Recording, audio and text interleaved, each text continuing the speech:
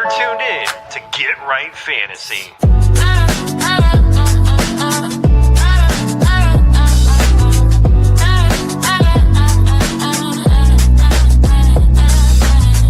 Hey everybody, Adam Rank here. What's up, friends? Daniel Dopp here from the Fantasy Focused Football Podcast over on ESPN. It's Fabs here, Michael Fabiano from Sports Illustrated. You know who you can trust if you've got some questions about your fantasy squad? Want to check out a cool show on YouTube that'll help you get ready for the fantasy football season? Check out the Get Right Fantasy Network. Check out the Get Right Fantasy Network. If you are not subscribed, what are you waiting for? You want to lose your league? Head on over to YouTube. Check out the Get Right Fantasy Network because they're doing everything they can to make you a better fantasy player. You got to get right with the Get Right Fantasy Network.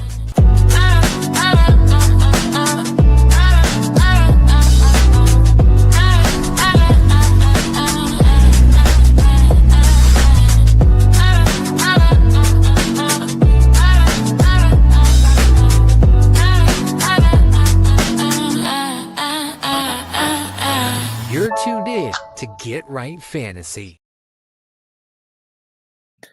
What up, world? This is FishnFrank here with Get Right Fantasy Network coming at you another Monday night here. Sorry for missing last week. Had to take care of some personal things here.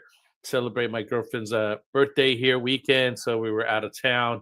I was planning to do the show live where I was at in the casino, but unfortunately I forgot my laptop, not something I usually pack or take with me on weekend getaways. So, it is what it is. Just kind of some news and notes here from this last weekend. I mean, what a great lineup for Thursday games there for Thanksgiving. Awesome set of games. Sundays, not so much. And even this Monday night, quite a bit of a dud. The Giants versus the Patriots. The Patriots just whomping over the Giants. I mean, the guy can't even kick a field goal up in there. So that's a little embarrassing here. Give me you guys a heads up. I just want to say, hey, congratulations. If you're still watching this show, that means you're still in the running. That means your lineups are doing well. You're probably heading into the playoffs. You want to see what you need to do to get that next little level, get that next step up. So congrats on that. I think I only had 1 or 2 losses this week. I think 2 losses, unfortunately, in my main leagues. All the other leagues, good wins. But unfortunately, can't win them all, right? Let's get this thing started. Let's get into what we're doing tonight. We're obviously doing the top waiver wire ads, weekly week 13 news and injury recap there. So I kind of go over some of those numbers right now, see who got injured over the weekend, and some overreaction. I came up with some overreaction notes here. Just want to kind of get your guys' feedback on these things, see what you guys are thinking about that. Obviously, we're going over the week 14 top waiver wire ads, 65% or less. Always doing the live Q&A. So if you guys have any questions, let me know. Hit me up in the comments here. We'll go over what you guys want to talk about. Let's get some things started. First of all, kind of want to, kind of show what we have going on here during the week. Our weekly lineup is Mondays here, waiver wire overreaction. Tuesdays, we got the fill with the extra point. Wednesdays, I was doing roster management, but kind of stopped doing the show. Didn't have somebody to kind of go along with me. It's really difficult to do buy-sell trades unless you have some like banter going back and forth with somebody. So if anybody wants to join the show, feel like being an analyst, want to get your input out there, let us know. We're always looking for new people. Friday show, we got the Friday sit start QA show. And then Sundays, we got the active inactive with Mike holding it down there, classic Mike. Come check us out that's our weekly lineup here. Always got something going out for you guys. The links in the description here for the Get Right Network affiliate and direct channels, as well as our Discord channel. That's very important. That's where we have a lot of talks. If you want to have some in-depth conversation with guys, get your questions out there in the Discord channel. Super easy to join, obviously. If everybody has Discord, and you could get your thoughts out there, and we'll definitely give you your feedback on that. As always, we have our super chat. So if you feel that you want to contribute to the channel and support here, please do a super chat. I'll definitely spend as much time as possible with you, looking at what your lineup is, give you the best opinions that we have available here, and definitely do the live Q&A at the end of the show, or during the show. Sometimes I just stop, depending on what you got going on there. But be sure to include your league size, your type, if it's scoring, if it's PPR scoring, standard scoring, things like that, so we can give you your best answers. So now it's time to roll your sleeves up and get your lineups right, heading into week 14 here. Let me do some editing here on some notes here. So we coming up here. We got 4 teams on the bye here in week 14: Carolina Panthers, New England Patriots, New York Giants, and San Francisco 49ers there. So yeah, get your lineup straight. Start thinking about who you need to replace at quarterback, who you need to place a running back on those prospective teams. I'll be having to lose McCaffrey. I'll be losing Drake May here for the Patriots. He's been holding it down for me. So those are some of the guys that I've been will be looking to replace. So definitely take a look at some of those guys there. I just kind of want to go over some injury notes before I do some overreaction, because I got some really spicy ones, and I want to get you guys' feedback on that and see what's going on. Hollywood's dropping it in right now already with the question. Thank you, Hollywood. I'll get to you in 1 second. I want to go over the injury news really quick, and I'm going to take a look at what you got going on. So here we go. As far as injuries, we got Justin Herbert. Big news here. Left hand fracture. So it's not his throwing hand. He will have to go under surgery, as I understand. It's unclear if he's going to have surgery, but I understand he's going to have surgery. And it's just yet to see if he misses any time. Trey Lance would get the start if he does miss some time. So definitely a downgrade for his pass catchers there. Keep an eye on that situation. If he actually does play, I'm not too happy about that. I do have Justin Herbert in a couple leagues, late quarterback pickup, and everybody's taken now. Amon-Ra St. Brown there, the sun god here with the Detroit Lions. Low ankle sprain, questionable, considered week to week, but the Lions have a 10-day break before week 10, week 14. So if he's out, Jameson Williams becomes a must start, which he did pick up the slack after Amon-Ra St. Brown went down on that game. They do have another Thursday night game here against the Cowboys coming up. So basically the same week that they had, because they just played on Thanksgiving, playing another Thursday night game. So we'll see how that works out for them. Keep an eye on him. Aaron Jones, running back, Minnesota, shoulder injury. Unclear at this time, needs evaluation. So it's another injury for him. He has been out earlier this season. Jordan Mason got the start, and he will likely take over the lead back role. Although struggling offense, I mean, I think they got shut out this last game here, Minnesota. So they've had a rough start of things. Another guy we got still, Marvin Harrison Jr., just came back from injury, and he left the game early after his first week back from the appendectomy. So it's time to monitor his practice reports closely. If not, Trey McBride will see more targets there. Kyron Williams, running back, Los Angeles Rams, ankle sprain. Unclear, and he did return to the game, but Williams returned to the game, but his ankle issue is worth monitoring. Blake Corum is a high upside handcuff to add. So we get to the waiver wire guys, start talking about guys like him. Woody Marks, foot injury. He did return the game, but his status is practice this week will be important to watch if he loses any snaps, because he's been working and getting towards that top role over there for Houston. We'll see. Take a look at how his injury plans out. We also got Dylan Sampson here, running back, Cleveland, calf strain. He's out for week 15 through 17 timetables. So Sampson expected to meet the basically leaves more workload for Quinshon Judkins. Week being out 15 to 17, he's basically done for fantasy purposes. So he's not worth stashing or holding on any longer. And then we got Parker Washington, hip injury. He's out. He did not return after his injury. Jacoby Myers and Brenton Strange did see more work. So Parker Washington, I had on my lineups. He was doing good. So, you want to, keep a looking out at Jacoby Myers and Brenton Strange there. So, yeah, injury opportunities, want to keep an eye out on, I want to say Brown, the Vikings running back Aaron Jones. They could open up significant opportunities for guys like Isaac Tisla for the Lions and Jordan Mason, Vikings, respectively there. Quarterback strings for Justin Herbert. Injured Trey Lance could be an ad. not really want to add him. I got a couple of other better options there for you coming up. But I mean, if that's the worst case scenario, if that's what you got to start, sometimes you have to do that.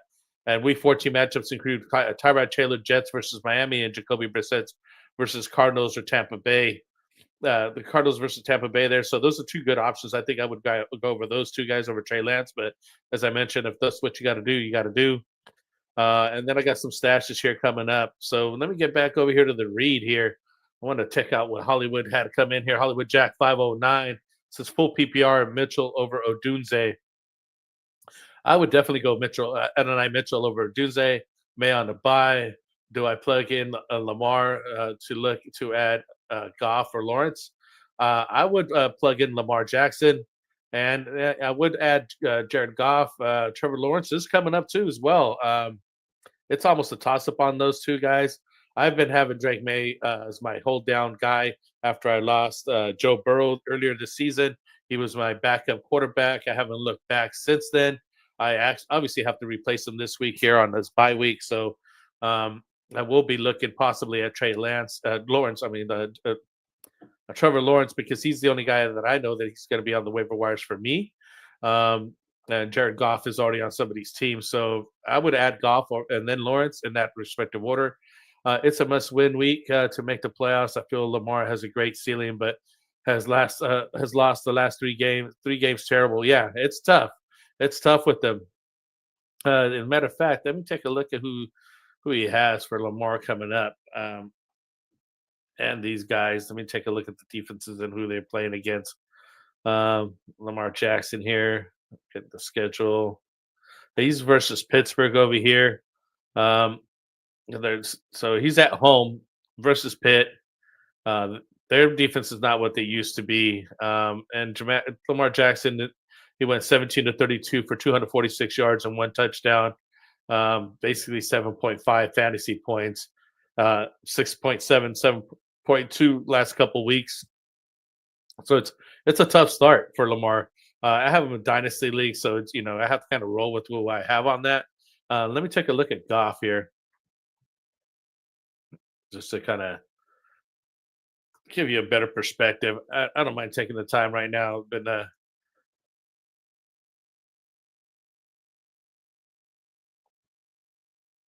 give me 1 sec here. Here's Jared Goff. Just want to take some time to look at some of the guys here. He just last played Green Bay, 20 for 26 for 256 yards, 2 touchdowns, 20 points. In the last 3 games, it's 13, 18, and 20 points. He's looking to play against Dallas here in the next game. Dallas's defense has been stepping up. The pass rush has been stepping up. I'm not saying that they're the best defense. They're just not what they were a couple weeks ago, when basically it was Swiss cheese, and you definitely wanted to start whoever was playing against the Dallas defense. Now it's not so much. You got to really consider that. And let's take a look at the last guy here. I just want to take a look at Lawrence, because he is a waiver wire pickup this week. Just want to mention that. I just don't think Goff is fully more rostered than Lawrence here. He just went for 16 to 27, 229 yards, 2 touchdowns. He has 16 points, 20 points, and 21 points in the last 3 outings. He's looking to play Indy this next weekend versus Indy. So not a bad matchup either. Indy's pretty tough on defense as well. I think I would run with Goff. Honestly, still over Lawrence. But either one of those plays is probably still better than Lamar. And Lamar's been a tough win here. I kind of wanted to get Lamar going, but I think I might just stay with something steadier with Goff and Lawrence at this point, because Lamar just hasn't been his old self. Hopefully that answers your questions. I have to start Lamar because he's my dynasty guy. I can't replace him. I don't really have anybody on there on the Superflex Dynasty League. There's no wide receivers or quarterbacks available. So you got to start with what you have. Hopefully I answered your question to help you out there. Let's get some overreactions going here, man. Hopefully you guys can help me out with this. Is it time to drop Isaiah Pacheco?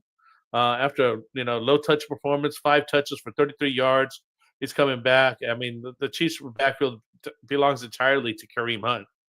I traded him away a while back as soon as he got injured. I didn't feel that he was getting enough touches. He wasn't really doing enough over there in KC. Hunt's clearly the lead back right now. But I think you kind of hold on to him. I don't want to say it's time to let him go, but I'm not starting him with confidence. I definitely keep him on the bench, or stash him, kind of handcuff. If Kareem Hunt goes down, it's Pacheco's job all over again. He maybe just needs more touches. What do you guys think? What do you guys think of drop Isaiah Pacheco? Hold on to him. Um, yeah, you did. Thank you. No, I appreciate it, man. I got to walk through there, talk to them about that.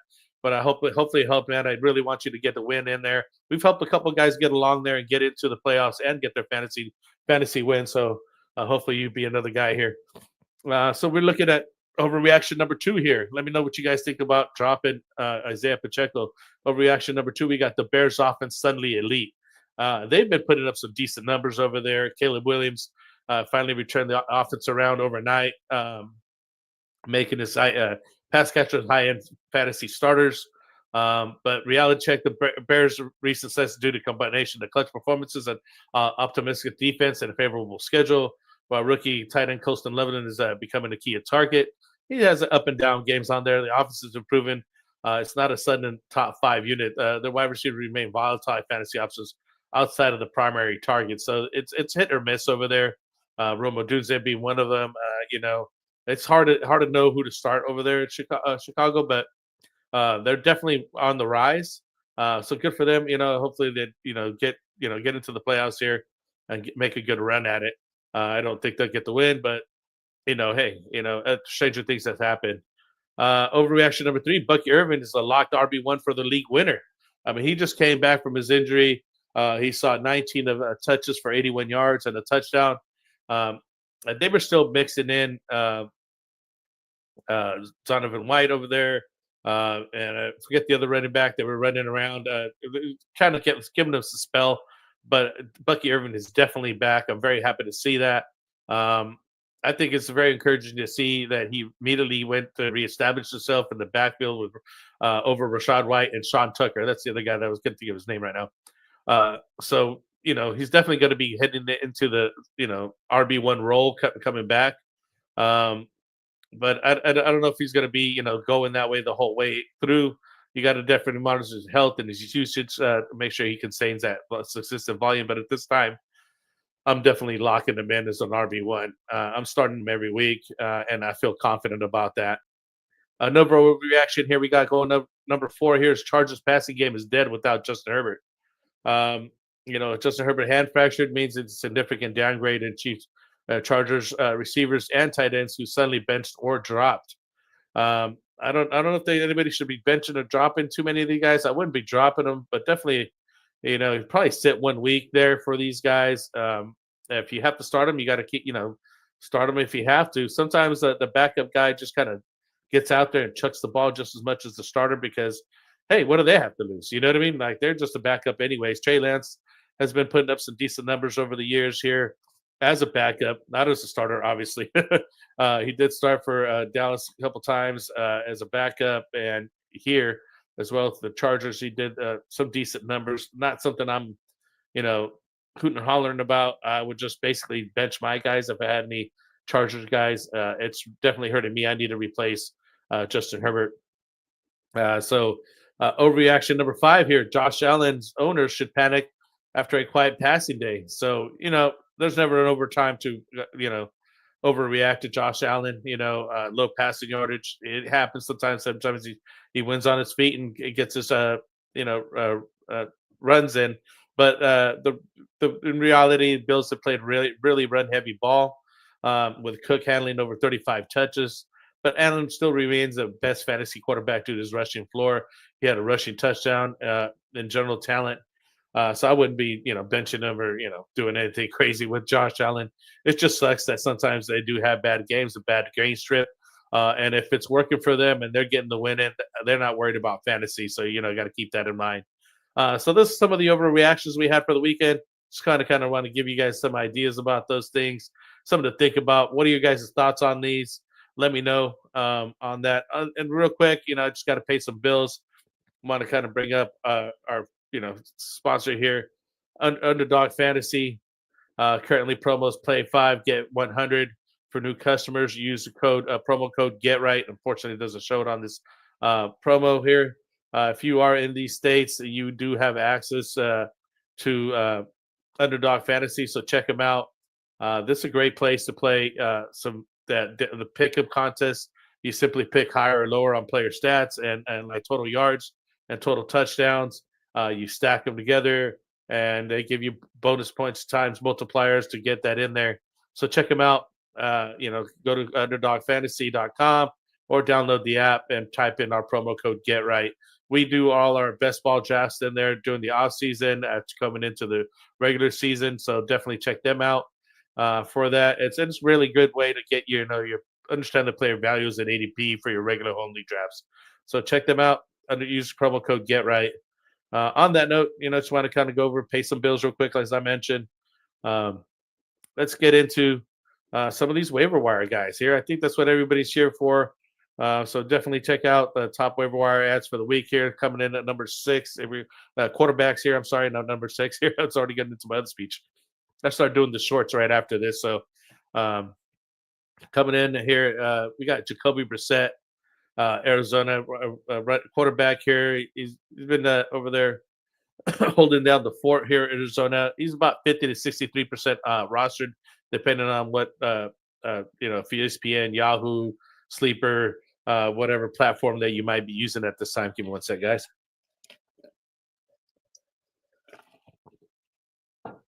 I got a nice Michelada I'm drinking tonight. Hopefully you guys enjoying the cold one as well. I like to partake, so check it out here.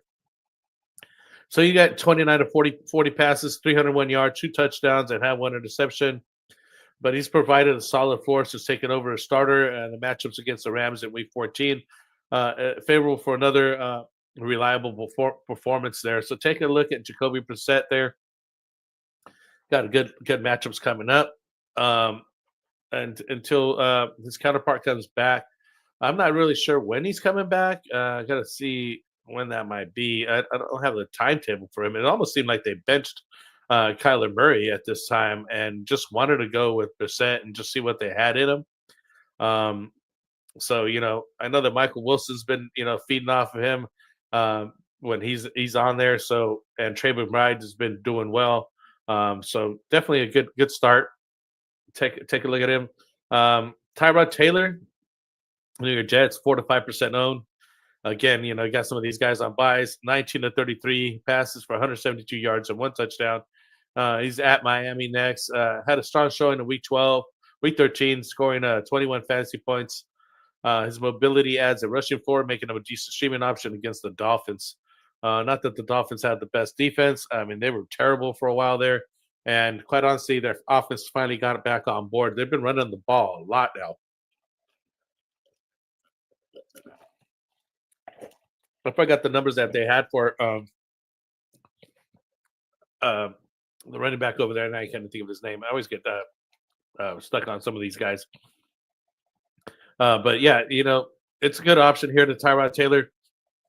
Miami just not the best defense at all. You could maybe set him, forget him on that. Another option is Tyler Shoot, New Orleans, 5 to 7% owned, 26 to 38 passing yards, 239 yards, 2 touchdowns, and 1 interception while adding 18 yards on 6 carries. And he did lose a fumble, unfortunately. He's at Tampa Bay next, and he's throwing up some decent numbers. Again, Tampa Bay struggling as well, but maybe they could have a shootout over there with New Orleans because they're Swiss cheese as well as their defense. I've already mentioned Trey Lance here, but I just want to give you his numbers as he came into the game. He went 6 for 10 for 48 yards, 0 touchdowns, 0 interception for the partial game that he had. Definitely speaking of deep league ad. Again, it also depended if Justin Herbert plays or not. If he misses any time, Lance is going to, obviously be the guy that comes in there. And he could have, some rushing upside there. So, check him out. Last but not least, we got Shedeur Sanders there in the Browns, 8 to 6% owned right now. Completed a 16-25 passes for 149 yards and a touchdown. He's versus Tennessee next. I mean, the guy's putting up some decent numbers. He's the first Brown to win his debut in like 25 years. I mean, they've had a revolving door starting QBs over there. So, kudos to him. It looks like he's matured a lot by sitting on the bench, and he's putting up some decent numbers. Let's see what he does. It's not greatest thing to be having Shadur, but I mean, if you're in the tight spot, got some guys on a bye week or need somebody, that's who you're going to go for here. So those are the 5 guys there for the quarterbacks. Let me know what you guys think on these guys. It's tough. It's we're heading into the playoffs here. Got one more week or 2 here, depending on where you guys start the playoffs, and that's it. Beyond that, you're locked in here. So we got running backs.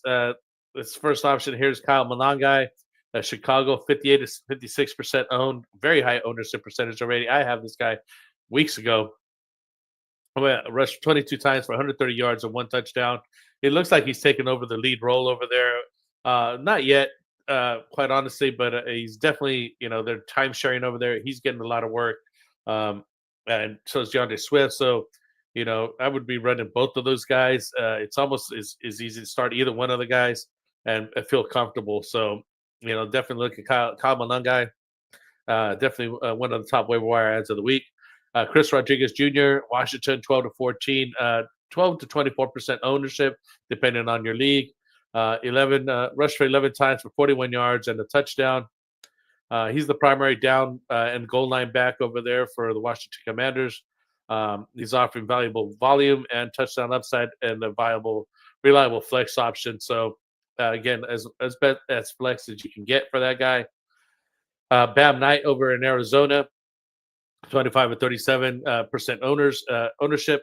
Rushed for 11 times for 62 yards, netted 3 receptions for 36 yards and a touchdown. But you might want to have, consider him as Trey Benson might be coming at here pretty soon. I'll get to him in a second, but he could be a handcuff coming up or, lose some touches here coming up. But he does provide consistent production with the solid snap share and involvement in the passing game, scoring 13-plus fantasy points in the last 3 games. So definitely worth a look at. Bam Knight, Arizona. Blake Corum, as I mentioned here earlier, with Kyron Williams getting injured here, if he's a handcuff here, ran for 81 yards and a touchdown on 7 carries. High value handcuff to Kyron Williams. His week 13 performance showed explosiveness potential if Williams were to miss some time. So definitely speculative ad. You got to look to see if Williams is going to miss some time. Wouldn't be a bad handcuff either way. So take a look at him. And last but not least, we got Devin Neal, New Orleans, 42 to 57% owned. He got the starter here after Kamara went down. We've been talking to him about him a couple weeks now. He carried the ball 14 times, 47 yards, and caught all 3 targets for his 22 yards. And Neal was quiet in the first Saints game as the lead back, but dominated the team's backfield. Pretty quiet, handling all but 5 of the running back carries. Continues to be the team's lead back, and he settles into the low end RB2 flex option here. He's got a week 14 against Tampa Bay. So another guy to take a look at here. I just got some notes here again. Mentioning Aaron Jones. The Vikings, if he's down, you got to look at Jordan Mason. If he misses some time, some stash options. If you are ready to, start locking up some playoff positions, you got some running backs on week 5. But you could look at Omarion Hampton coming back from injury, as well as Trey Benson. If those guys are still available on your leagues, definitely go snatch those guys up and stash them on your bench. For the coming playoffs here. At wide receiver, we got Adonai Mitchell. New York Jets, he's less than 2% owned, around 2%. He went week 13, he went 12 targets, 8 receptions, 102 yards, and 1 touchdown. And week 14, 4 for 3 for 31, and week 11, 3 for 2 for 18. So massive breakout game with the lead target share priority at a wide receiver 3 or flex appeal moving forward for him. Adonai Mitchell definitely blew out here. Jaden Higgins, Houston, 35 to 36% owned. Went 5 targets, 5 receptions, 65 yards, no touchdowns. But Higgins offers consistent floor, having posted 6.5 to 13 fantasy points in PPR formats over the last 4 weeks, and a reliable depth piece. So take a look at Jaden Higgins. Another guy, Devon Vele, New Orleans, about 1% owned. The guy's widely available. 8 targets, 8 receptions, 93 yards, and a touchdown. Vele broke out with the high snap rates and usage in week 13. Useful deep league options in PPR formats. and in pass-heavy offense. So they're definitely passing the ball over there in New Orleans. Check him out. I know Tyler Show could be looking at him. Another guy I really like, though, if Amon-Ra misses any time here, is Isaac Tesla, Detroit Lions. He's only less than 1% owned, holding both of his targets for 35 yards and 1 touchdown. So not much targets there. But if Amon-Ra's out, this guy could see a lot of looks. He's been getting some touches over the last few weeks, albeit inconsistent. But if Amon-Ra's down, he definitely should get a chunk of the target share as well as Jameson Williams. But Jameson Williams definitely widely owned, so it's not somebody you're going to be able to go out and get on waiver wires. But Isaac Tesla could be another guy that you could get out there because they will be looking at Jameson Williams, so this guy could run opposite of him. And the last guy we got here is Jalen Cocker, Carolina, 3 to 4% owned, 5 targets, 4 receptions, 74 yards, and a touchdown. He's on a bye in week 14, but Cocker's an excellent stash for teams already playoff bound. Has a great playoff schedule, weeks 15 through 17. So take a look at him if you deep stash and deep guys here. Again, minority injury news about Amon-Ra Brown. Bye weeks, remember the Panthers, Giants, Patriots, and 49ers are on bye week 14. So some of these guys like Jalen Cookers immediately help you off in the playoff spot to secure some things like that. So, take a look at those guys. Oh, shoot. Give me a second here, guys. I got some technical situations here. Did not realize my camera went down.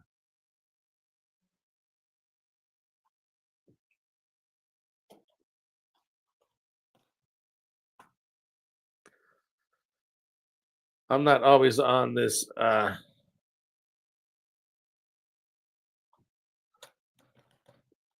page because I'm looking at my notes and reading my notes. But I think I was fidgeting here. Sorry, guys. Let me see what we got going on.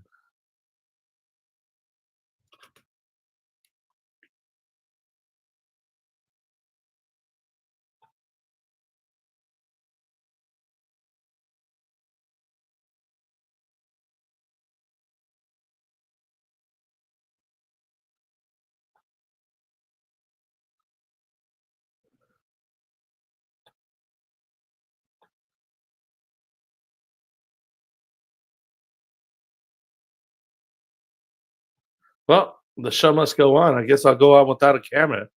I'm sorry about that, guys. I'm not sure how I lost my camera there. Issues do happen. Technical difficulties do happen. I'm trying to get it back up here, but it's just not trying to come back on here at all.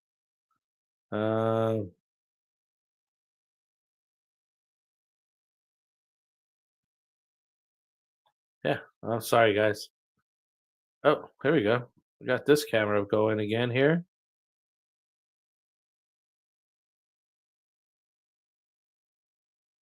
Yeah, I don't think it's coming back here, guys. So moving on without the camera. Okay, that's going to be interesting.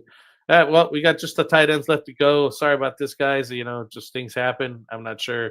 I'd have to back out of the stream, but since I'm the only one in the stream, we would kill it. So I can't be doing that.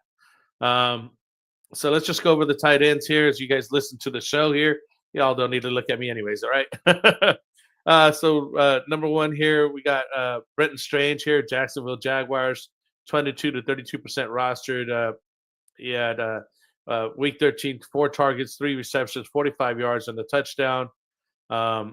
Strange has double-digit fantasy points in 2 straight games since returning from an injury, and highly favorable week 14 matchup against Colts, who allow the second most fantasy points to tight ends. So if you're looking for a tight end to replace, some of the guys that we mentioned here on the 49ers, I can't think of this guy's name right now. George Kittle, who's probably a lot of guys have on their teams for a tight end. Probably a good option for you to take a look at Brenton Strange. Number 2 here, we got Dalton Schultz. Houston, 46 to 52% owned. It was really good with Dallas. Falls in and out of favor over at Houston sometimes. 8 targets, 7 receptions, 55 yards. Schultz offers a consistent floor, reaching double-digit fantasy points in 6 of his last 8 games. Kind of semi-reliable option. He's just a good streaming option here for tight ends, despite a tough Week 14 matchup versus KC. I mentioned Colston Loveland earlier. Chicago, 36 to 43% owned. Caught 3 of his 6 targets for 28 yards. He's a boomer bust type of tight end. Sometimes he just falls into the end zone. Other times he doesn't, low yardage. But, I mean, if you got to stream somebody, he's a good streaming option for you as well. Darren Waller came back from the injury. Week 13 with 3 for 2 targets, 47 yards, 20 to 30% owned. The veteran tight end wound up leading the Dolphins in receiving and is in the close win. He would be a tight end 1, tight end 2, borderline. I think he's more of a tight end 2. Week 14 against the Jets.